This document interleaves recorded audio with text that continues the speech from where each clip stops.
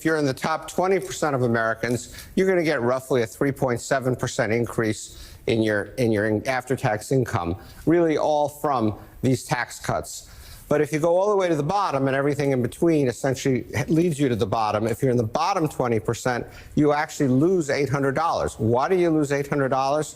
You get a very small tax cut, and you get a very large cut in Medicaid and these other benefits that we were just talking about that affects the 20% disproportionately.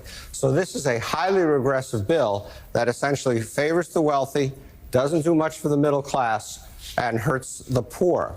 And then if you want to see this in stark comparison, if we simply eliminated the tax cuts for people making over $500,000 a year, which is roughly what President Biden was proposing, it would save $1.1 trillion. That happens to be just slightly more than the Medicaid cuts and the food stamps, or SNAP cuts, if you will, put together. So if we simply eliminated these tax cuts, we could eliminate these budget cuts on these poor people and end up, from a budget point of view, in